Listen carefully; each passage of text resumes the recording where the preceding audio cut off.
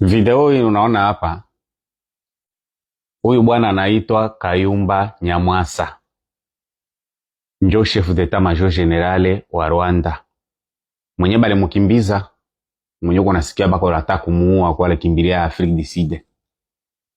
Video hii mimi nataka ipite, tuisikie si bote. Bwana huyu anasema nini? Paske banamuuliza, eske ni kweli Rwanda iko na sapoti M23 na marebelo zingine? Bwana huyo anasema nini? Haiko M23 tu, grupe zote zisiko na uwa batu ndani ya Kongo. Na kule Maituri, hii yote tuko nasikia makodeko, baade fenalu, banini, ba M23, batabara kama tabara, turaneo kama turaneo yenye kusidi Kivu. Grupe zote ni grupe za Rwanda, ni grupe za Kagame. Shida haiko hata FDLR. Bwana huyu njo yuko nasema, sio maneno yangu. Shida ni minere ya Kongo.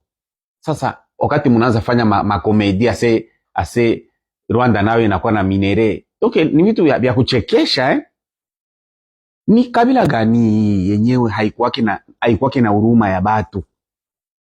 Ni biashara gani ya damu ya batu? Mko naona kabisa batu biko nakufa busiku na mchana, nyie amujali, mko tu pale muraha, mkucheka, mkuendelea kusapoti mauaji, mkuendelea kusapoti mauaji juu ya kupata minere.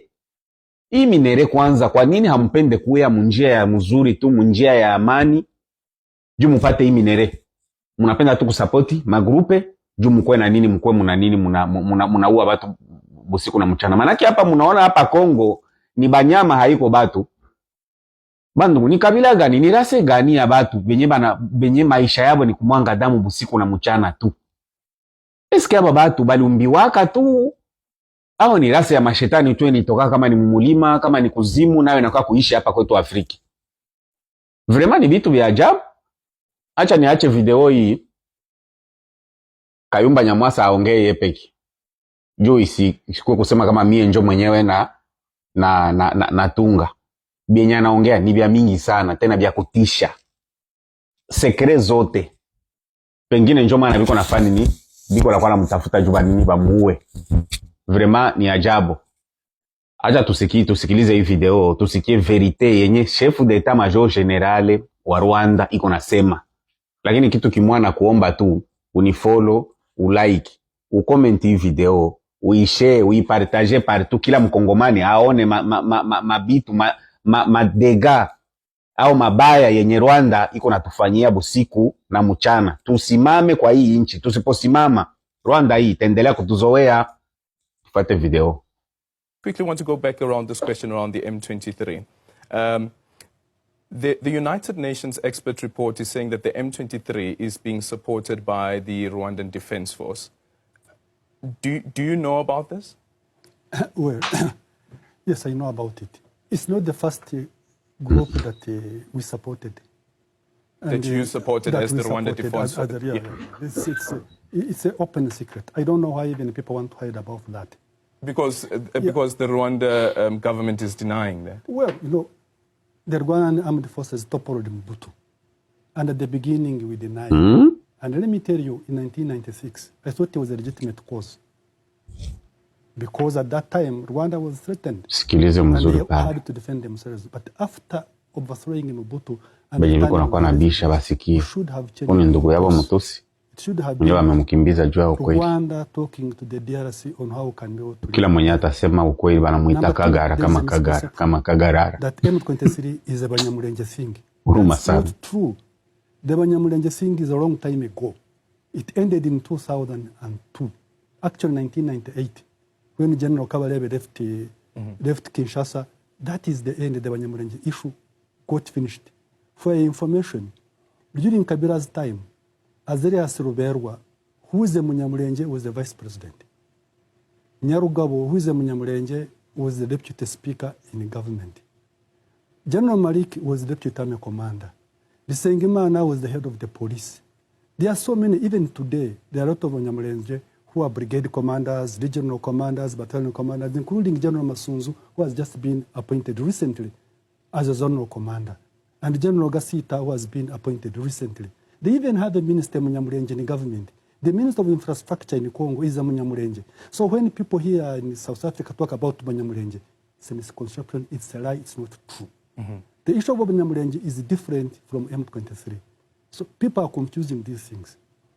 And with the, definitely, when they talk about the Sun City, the Sun City agreement, well, we participated in that with some of the colleagues I've seen talking about it.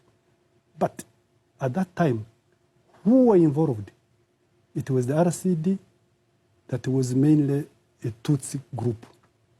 There was RCD Kisangani of Wamba Dia Wamba.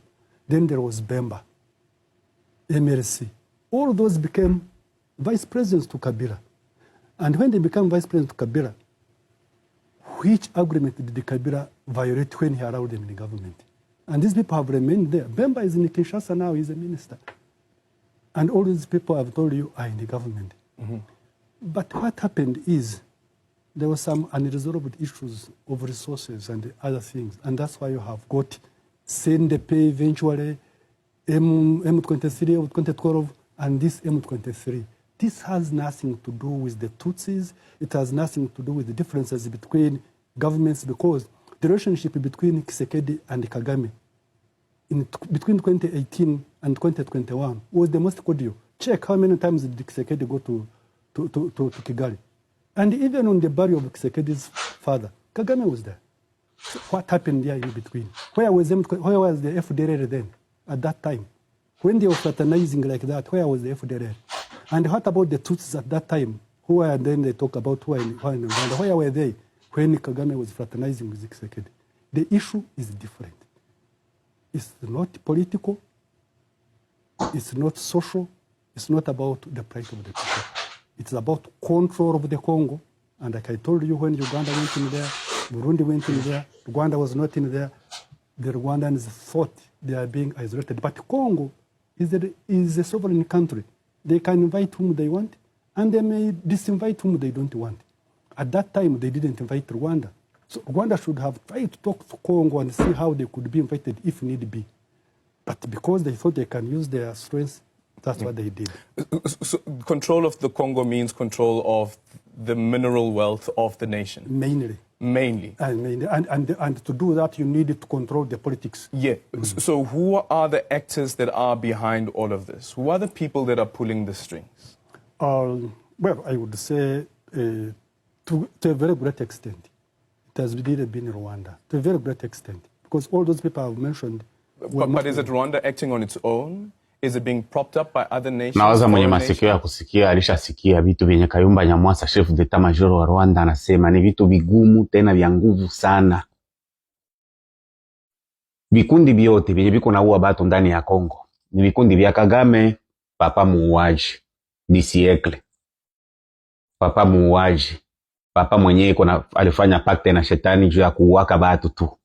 Donc yake pesa anaona ni mabusiness ya damu tu ya bakongole. Donc kuwa jirani yetu au kuwa jirani wa Rwanda inakuwa kama si ni malere au ni nini.